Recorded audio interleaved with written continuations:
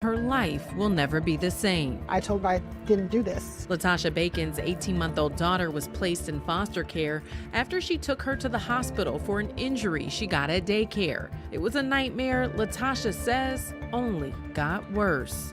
The foster parent killed my daughter by shaking her to death. Coming up on Here's the Truth, we hear from Latasha and other families who say they too have experienced the unjust impacts of the child welfare system.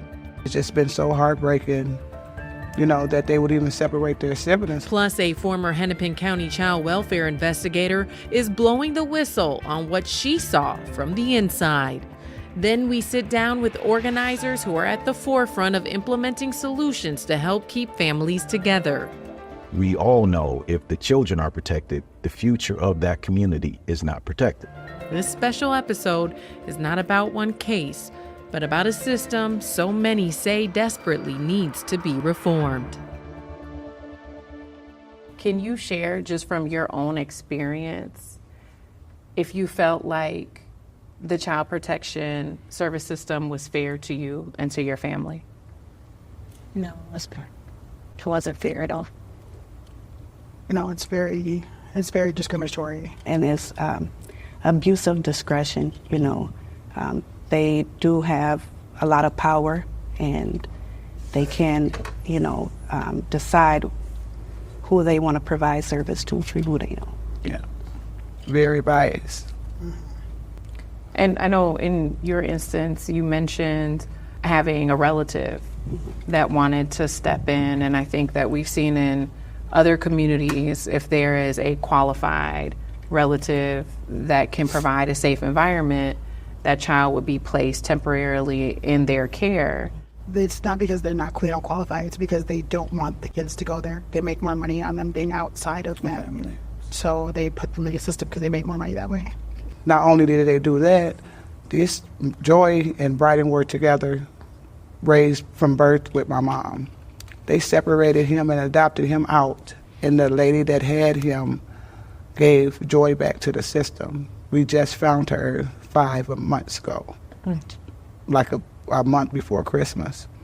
And it's just been so heartbreaking, that they would even separate their siblings like that, and that's all he had. My son that experienced that it was taken away, he told me, "Mom, I didn't know you were my mom. I thought you were my foster mom's friend." Because he only had 1 hour with me, for 4 years, 1 hour. More than 50% of Black children nationwide will experience a child welfare investigation by 18. 1 in 10 will be separated from their parents. We invited the Hennepin County Child Welfare System to discuss inequities and solutions at this roundtable, but our invitation was declined. What has your encounter with child protection service been like? Hell. I've been through a lot with these people. It just really put a toll on our family. I'm just fighting, till I can't fight no more for them. Don't give up. Nah. It's very deceiving because they use the term in the best interest of children. It's not. And it's not. They throw these roadblocks at you. I lost my nephew.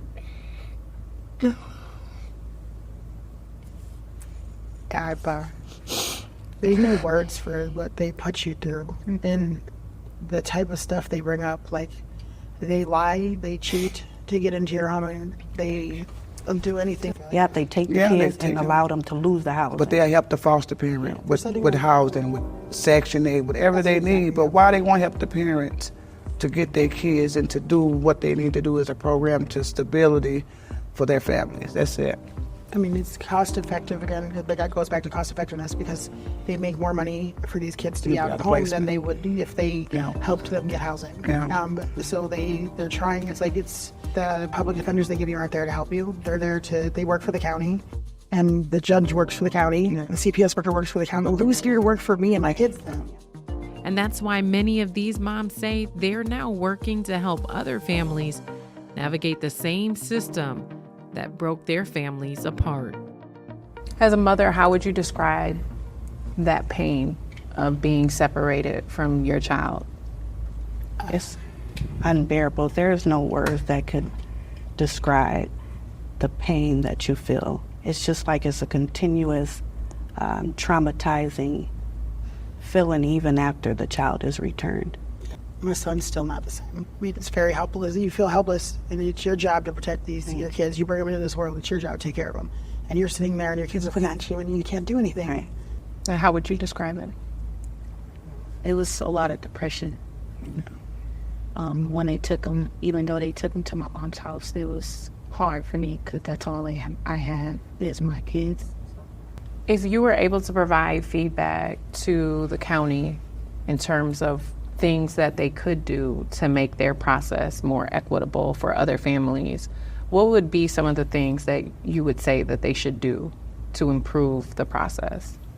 To work with the families more, to try to make a plan for these families to try to keep them together. Humanize the family and not, treat them as just an object or a number or just a problem. I think they should make trauma-informed decisions. It should be part of what they're doing. If you're going to take a kid out of the home, you need to think based off of how much trauma it's going to cause this kid. Where's the best place to put them?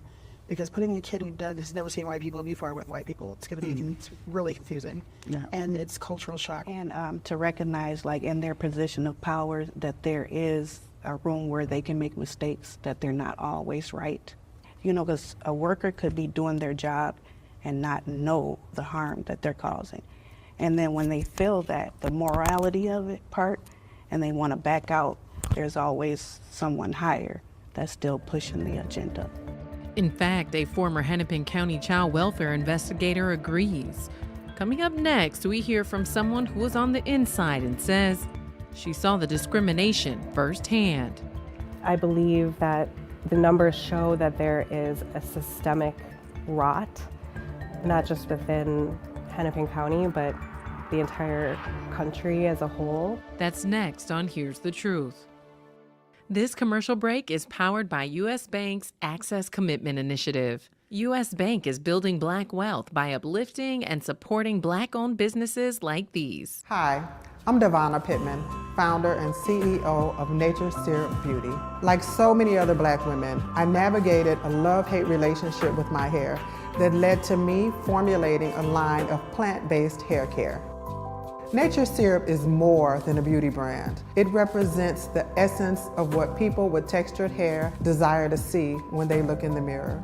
Share the love of Nature Syrup by purchasing our products at naturesyrup.com or Macy's.com. Visit Plant Bar Cafe to experience the power of cold pressed juice. We do juicing differently. We specialize in cold pressed juice, bringing you a wide range of nutritional benefits and a delicious taste. It can boost your immune system, promote clear skin, and even help prevent diseases. Whether you're an active individual or someone looking for a nutritional energy boost, we're here to support you on your journey to a healthier and brighter future. I'm Asisa Say, founder and CEO of Push Strategist. At Push, we're not just about business. We're about creating meaningful social impact to foster economic advancement for communities of color. We are a team of multicultural experts, enabling us to provide a variety of solutions for your business and your career. We can help with everything from training, career coaching, personal development, small business development, and more. Let us help push you and your career to its purpose. My name is Darren Kelly, owner and founder of Divine Shine Cleaning. For more than 5 years, we've provided both residential and commercial cleaning services. If you're a business owner and you need your office cleaned, or if you're too busy and need some help at home, we do it all, from move-outs to regularly weekly keep-up. Our mission is to create happiness in the space of our clients. We believe a happier space is a cleaner space. Give us a call or text today. Find out how we can help you, your home, or your business. 763-363-1880. Hello, my name is Hanifa and I am the owner of Glow Skin Space located in Crystal, Minnesota. Here at Glow Skin Space, we offer a wide variety of services from chemical peels, dermaplaning to facials, and oh yeah, teeth whitening.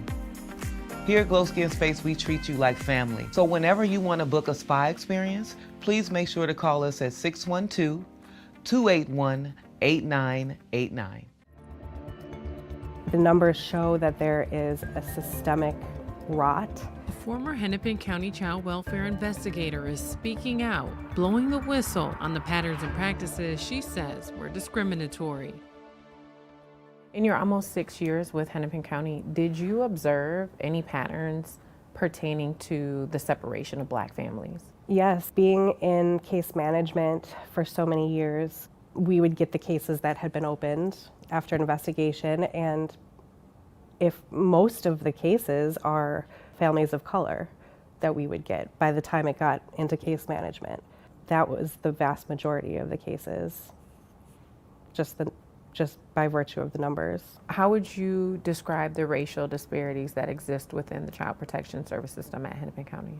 Numbers don't lie. I mean, I believe that the numbers show that there is a systemic rot, not just within Hennepin County, but the entire country as a whole. I came into the work as a social worker, and as a social worker, I follow a set of values, and one of those values is to maintain and honor the dignity and respect of all people. I did not see that happening in my role. I want to be clear that when I was working in the case management side of things, I was able to, in what I felt was able to be successful in helping families either reunify or find some plan for the children that's appropriate.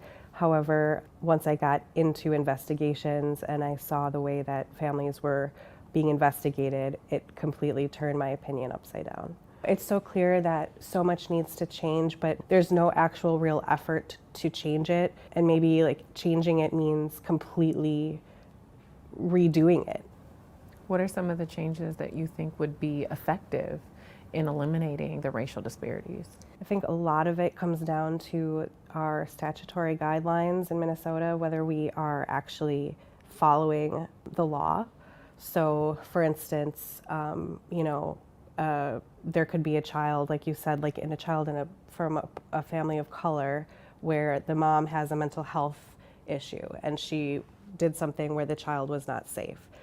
Whereas that person would get a maltreatment finding. Whereas in another family where maybe it was like the mom had a mental health issue with a white family, oh, well, she's got a mental health issue. She shouldn't get a maltreatment finding. That's not her fault. But I've been told in cases where there was a mental health issue with a Black mom and a Black child, she put that child in danger. So just those two alone, it's like empathy for mental health, or are we going to misinterpret the statutory guidelines to say that this mom did something to make her child unsafe on purpose, when the guidelines say specifically when it's done without having control over oneself. So it's misinterpreting deliberately the guidelines. And so I think that just like going down to like the basics of the law and the interpretation of the law and rethinking it. One thing I want to say that maybe isn't as commonly talked about when we're talking about this specific topic of disproportionality in child protection and removing children, there's also a problem that I saw of there were families where we were very quick to put a child back into the home, even if there was lack of safety. And I felt it was based off of this idea, this like misnomer that like younger African American girls or boys can fend for themselves, or they're just tougher and they can just take it. And I'm not a proponent of removal, but I also don't think it's okay to just assume that or play off of a stereotype that like, oh, like that girl, oh, she's tough or she's tougher, like even just implicit, not even realizing that we're really like not caring for the dignity of any of these kids or these families, whether it's removal or making assumptions that they can just take more than other kids. Yeah. That's wrong just as much. So what happens when you try to create solutions for some of these issues?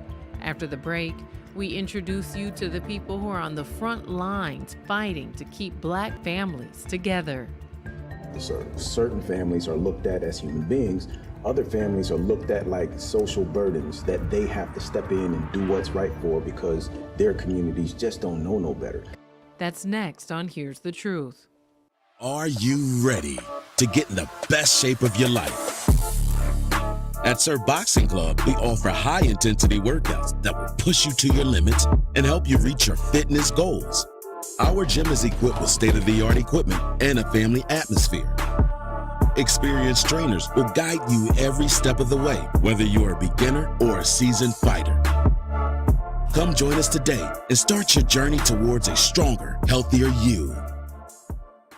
At Nail Partners, we prioritize people. We understand how real estate can unlock a community's aspirations. From the very beginning of a project to its completion, we create space for collaboration. By bringing people together from all walks of life, we're able to build a shared vision that benefits everyone. Because if we want stronger, healthier communities, everyone deserves a seat at the table. Nail Partners, built for community. Persistent fatigue, brain fog, muscle weakness. Millions are grappling with lingering symptoms of long COVID, unsure if they'll fully recover. But you're not alone. There is help available. Recovery is possible. Together, we can overcome long COVID. For more info, health.state.mn.us.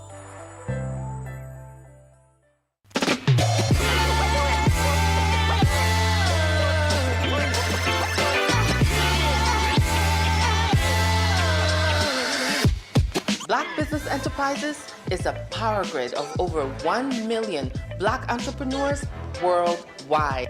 We exist to help you realize your business dreams. Plug into the grid.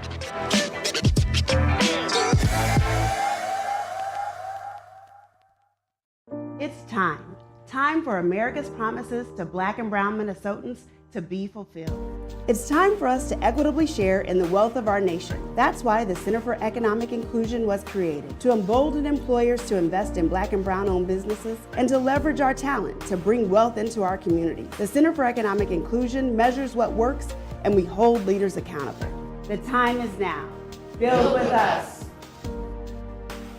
Visit us online at centerforeconomicinclusion.org.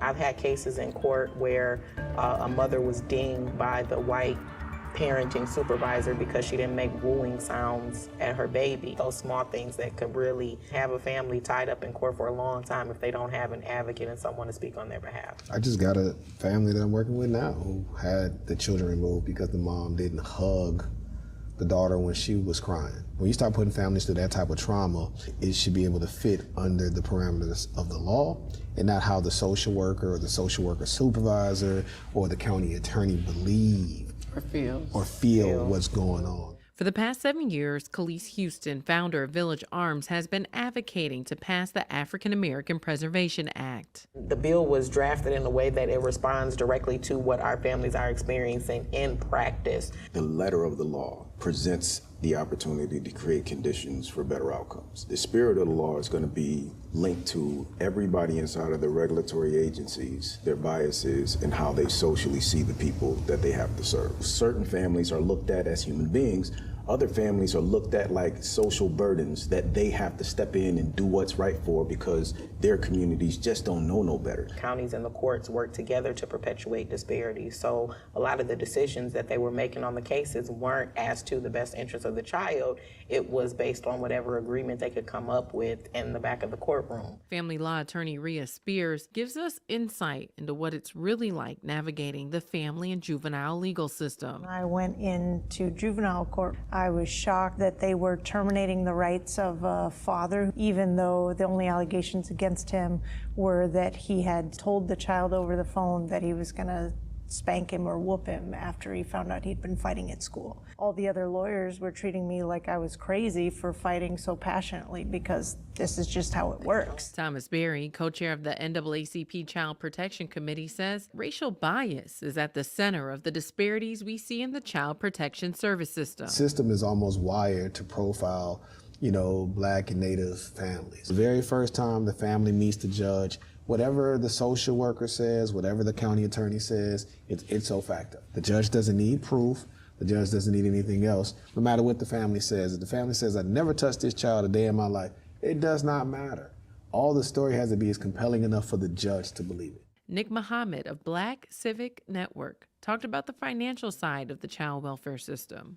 Every aspect of our lives is still sold and bought on a daily basis. The children themselves inside of these systems, and they're nothing more than a dollar sign for people claiming to love them. However, magically, when they turn 18, all of a sudden we have this plethora of children who are aging out of the system onto the streets with nobody that's going to the adoption table to make sure that they're a permanent part of the family at the same rate that they are being removed, which is an indictment on what the real motivation is, if you ask me. You continuously see a pattern, then you can't ignore it. At that point, it is a systemic issue. Cases where homelessness is an issue, why aren't you offering concrete supports? And they could do it, right? It's $1 billion business. They spend the majority, I think at 90 to almost 100% on foster care and adoption, and the administrative costs of their social workers going out. But you're not hearing about any layoffs at these counties or reductions in social workers. You're hearing about more social workers. Going to hire more to gin up more of removing of the children, more of the problem. And the dollars is in taking children and removing them from families. You know, you got a federal incentive. I've never seen anywhere where they incentivize people for bad behavior that the bad behavior stopped. Can you all speak to the harm and the damage this causes to children? You come in and you take children away from their parents, snatch them away.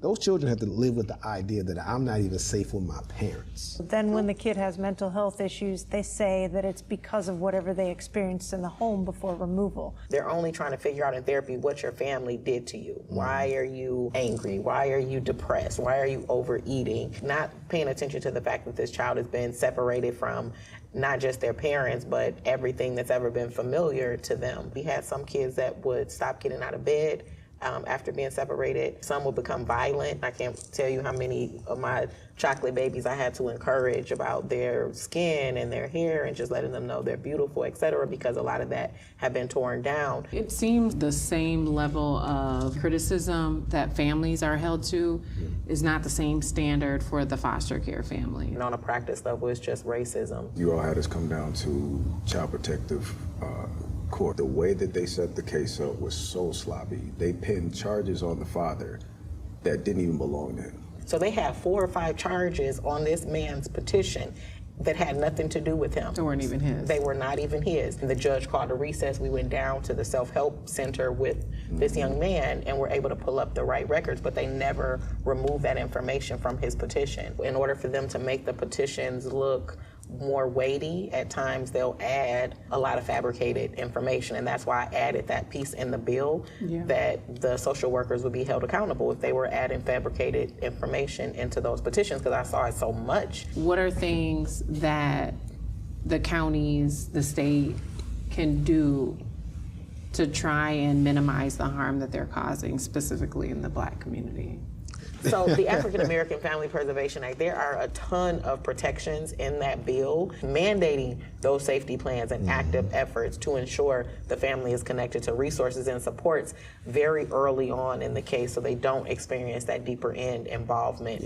And just from beginning to end, the family would be protected and ensured that they didn't face some of those harsh and punitive outcomes that we typically face. When you say, what can we do different? I do believe that you almost have to start over, but then we have to ask ourselves, can we live in a world without child protection services? And I believe we can, because I grew up with a grandmother who took in all of her grandchildren when there were problems. And she raised all of us and she had us, and she never asked the county for permission. She never asked for benefits. She did what needed to be done. And we see a lot of grandmothers, a lot of aunties, a lot of uncles, a lot of cousins who are willing to do it. Coming up on the season finale of Here's the Truth, we take you inside Stillwater and Shakopee prisons to show you how a former corrections officer is helping inmates heal through art. Plus, a special performance by Louis Blaze you won't want to miss. Watch Here's the Truth, Saturdays at 11 on the CW Twin Cities.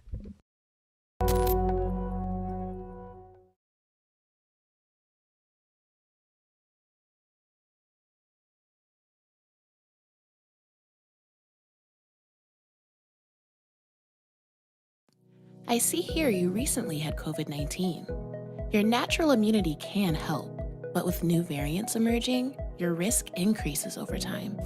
These new strains may challenge your immunity, but getting vaccinated strengthens your defenses against these variants.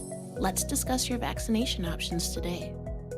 Stay safe, stay informed, and stay up to date on your vaccinations to protect yourself and your loved ones. Visit www.health.state.mn.us for more information. I grew up here in the Twin Cities. It gives me joy to give back to the community that first gave to me. I opened 2 Subway franchises in my hometown, St. Paul, 2 years ago. With endless options and fresh ingredients, we take pride in making it your way every time. You're welcome. Whether you're on the go or taking a break, Subway's the perfect place for fresh, fast, and delicious.